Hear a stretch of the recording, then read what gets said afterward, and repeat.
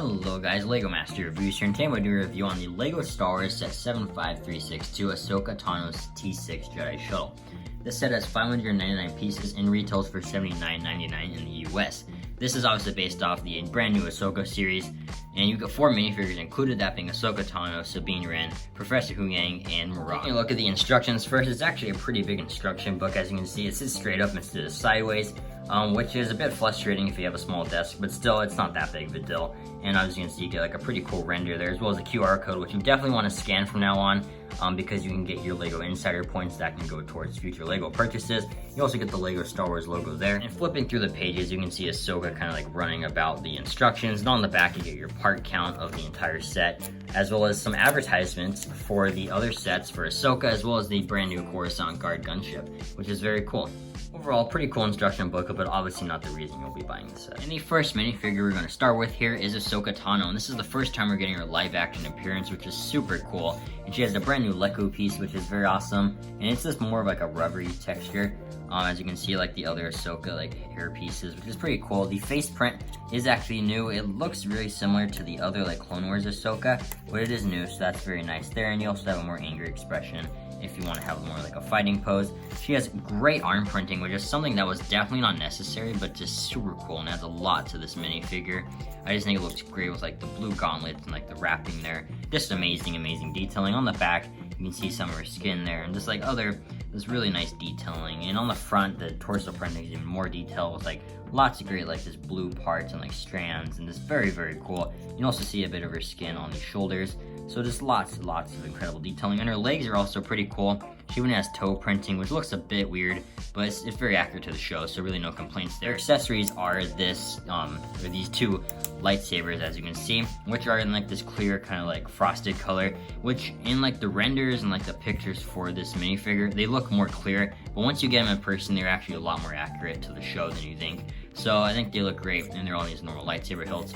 But overall, I love this minifigure. It is so insanely detailed, and I just don't think it could get any better than this. The next minifigure we're going to start with here is Sabine Wren, and I absolutely love this minifigure as well. It is so detailed with the brand new helmet print with like the blue there, and like the kind of like a dark red, and like the visor, just super cool. The rangefinder is also very nice there. And if you get a brand new Sabine Wren face print, which is just so detailed. You get like an angry expression there, as well as a more happy expression. It is the same skin tone that was introduced on Din Djarin a few years back, so that's pretty cool as well. She also includes a kind of like a purple hair piece, which is super accurate to the show. And I just love the look of that, just so cool.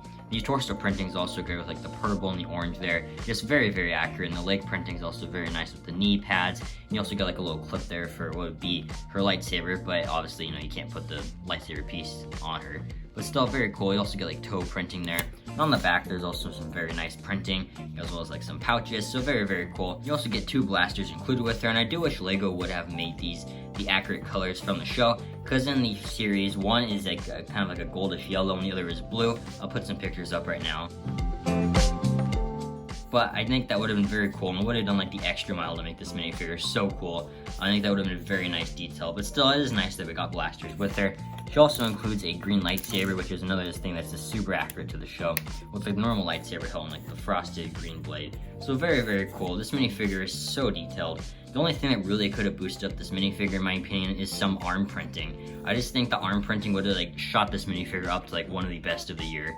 Given the fact that like we got a new Bo-Katan minifigure this year with arm printing, and all like the Boba Fett and Din Djarin minifigures get arm printing, I think that would have been super cool. And I just kind of find it weird that Ahsoka Tano gets arm printing while Sabine, who has arguably more detailed arms, doesn't. But still, I love this minifigure, and it's one of my favorites of the year. And here we have Professor Yang, another minifigure that's pretty cool, but probably the most inaccurate of the set, mainly because in the show, he looks a lot more like almost like a chrome silver, but clearly here he's definitely like a tan. I'll leave a picture up right now to show you what I'm talking about.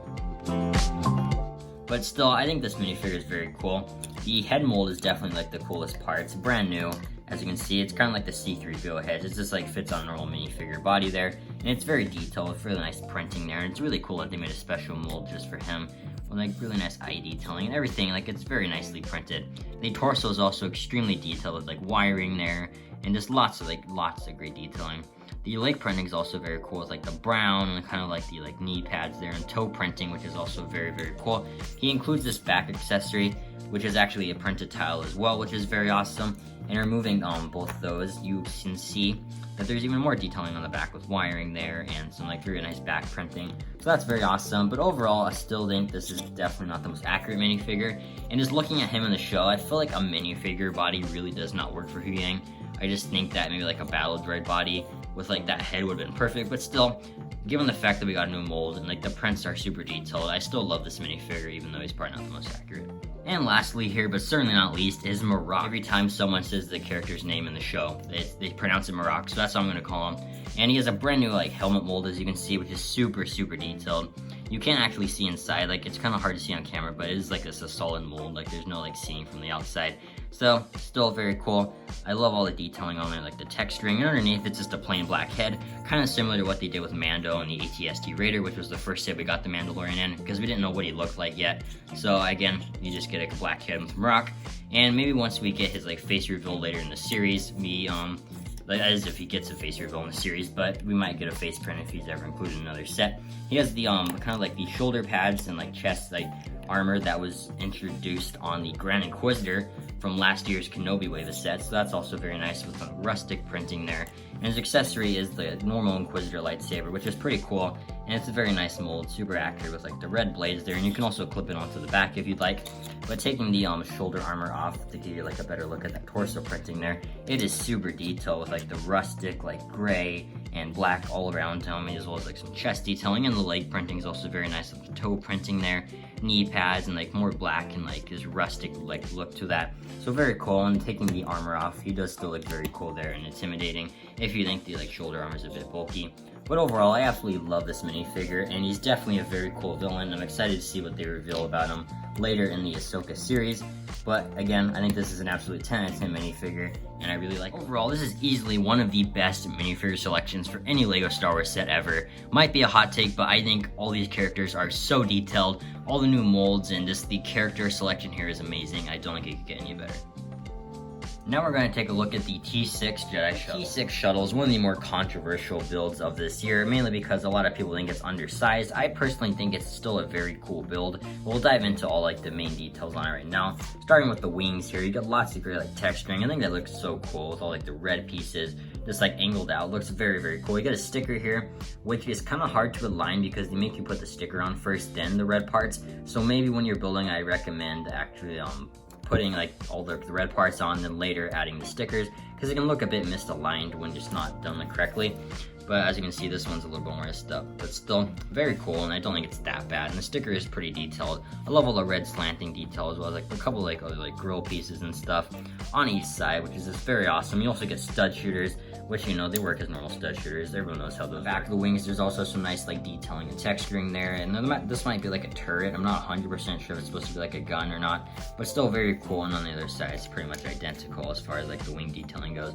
So very cool there. And another thing I wanted to show. The only problem with them is on the back side. LEGO definitely tries hiding this in the box art. There is literally nothing. It's all gray, just pretty plain detailing. Honestly, it's just kind of boring there, and it's kind of similar to the Mandalorian Starfighter from not last year, but a few years ago now. That was kind of just pretty plain on the other side, just like this set. So it is pretty unfortunate. As far as the backside goes, you do get some landing gear included, as well as the studs exposed, and it does not look as bad in my opinion. I think it actually did a really good job, and I kind of wish this level of detailing was on the backside of the wings. So it's fine though. I'm glad we just got some really nice detailing there. You get landing gear, which is also a very nice detail, and I just think it's very cool to get that because the set is very unbalanced without it. And it just kind of bounces like that. I'll give you a better look at that right now. There's the landing gear fully out, as you can see, and it definitely balances the ship, pushing it down on either side. It definitely stays there. But the only problem, what just happened there, is it can fall forward. It doesn't really fall backwards because there's a lot more sturdiness back there, but because of the whole wing thing. But on the front, it definitely falls. Or if you just push one in, it falls over on that side pretty easily. But for the most part, landing gear works very well, and it's very cool that we got that feature. And it's kind of like a play feature where you can pull it out and in. So very, very cool there. and I really like that. As far as the top side of the main T-6 shuttle goes, it is also very detailed with some clear pieces there, and it's like red and gray detailing. You also get a sticker there, which is pretty cool, and it's kind of like the hatch where the characters can walk in. We see Ahsoka go through that in episode 3. And on this side, again, kind of the similar detailing. The best part about this is that you can actually lift it up, and there's some interior space, which is very nice. As you can see, you get one like Huang's like parts there, and I'll take that out right now. Like I was saying, inside you just got like kind of like a tool like chest for Huang, and like there's like a blue clear piece on there as well as a wrench, so that's kind of cool. But mainly inside there's this clear like tiling there, which is very nice. It kind of looks like a bed, and we'll see if we can fit a minifigure in there because I'm not 100% sure. We'll put Sabine, this layer kind of flat in there, and it doesn't even seem like she'll fit like that. Yeah, definitely doesn't fit a minifigure, even though it kind of looks like a bed there. But you can like fit like lightsabers and like extra blasters you have and just kind of shut that there. And on the other side of the T-6 shuttle inside, it's actually a bit different. There is some like more detailing, like you can put Huang stuff there, and you can also, it's better for like sliding in blasters and lightsabers because it's kind of like slanted in there, so you can throw a blaster in there and it definitely fits a little better, or like a lightsaber, just kind of slide it in there. It doesn't fully fit, you probably have to take it apart, but still really nice interior space there, and I can definitely appreciate that. Another thing I wanted to point out is that the engines are also very detailed with like the translucent blue pieces there. Really nice, like from a far distance, seeing all those like blue rockets, I guess you could call them, just kind of just sit in there. And you also get this like turret bubble here, which is very undersized, I guess, in the grand scheme of the set. But like everything else is kind of weird. It feels like mini scale, but then you get to the front cockpit of the set and it feels like a normal minifigure set, so it kind of weird. They like mix two scales together. It doesn't look perfect in my opinion, but still it is accurate to the ship itself, so I can appreciate that. You can also like pivot those and like rotate them if you'd like. And on these sides here, not much detailing, just some grilling, and you also get a sticker there, which is very nice with like more grilling, and like you see like a circular piece there. On the other side, it's identical, as you can see. And like I was saying, it just kind of feels weird because like back here, you know, like that's like supposed to have a character walk through it in like the show, and like a turret bubble like seat a character like Sabine, and then like you get to the front where you can actually put a minifigure. It just feels very like large, so I don't really like that. Like I think it's just kind of takes you out of it when you reach like the big part of the ship. And there's actually room for one minifigure in there, so we'll take our Ahsoka minifigure, because obviously you know it's her ship, and we'll just set her on in there, and she looks really cool in there, I think. And you can kind of just swoosh it around. It's a very swooshable set. Like either way, like you want to like fly it around with the wings out, or just like kind of flat. It looks great in there. And this windshield piece is actually printed, which I really appreciate. It's hard to put windshield stickers on, so the fact that Lego went out of their way to print it is definitely something I can appreciate, and I really like how they did that. And on the inside though, the minifigure kind of just sits with like that black piece there between your legs.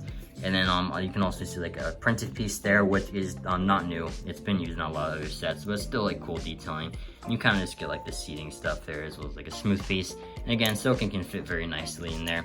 You can also put like Yang if you wanted, or Sabine, Wren, whatever you'd like. So, you know, not terrible, but still, I think the interior is a bit undersized. And it's kind of weird how this stuff's a lot smaller than the front. The main play feature of the set is like the wings being able to spin, obviously, that the box advertises, and you can do like a full 360 there. It just, you know, spins. You can spin as much as you want. It is fun to play around with, while like swooshing it around. It's definitely some fun to be had there. And again, you can spin that like either way, which is very cool. And you just kind of have to put your hand like that. It is pretty hard if you have big hands, because your fingers will just get stuck in it, but still very cool. You can also just hold the wings and rotate like the main like ship area, so that's also an option, but still it is very cool, and it's pretty fun to swoosh around when you can do that. And the way the wings spin is this like Technic piece here that just spins back and forth, as you can see, and it's like two pieces connected with like a Technic rod in the middle, and it just spins the wings, which is very nice, and something I wanted to point out. Overall, while not perfect, I still absolutely love this set. The minifigure selection is amazing, and while the build is a bit undersized, I still think it's a lot of fun to build, and I think if you're enjoying the Ahsoka series right now, then this is definitely one worth getting. But that being said, I'd give this set a solid 8 out of 10. Let me know what you guys think about the set in the comments down below, and thank you all so much for watching, and have an incredible day. Bye.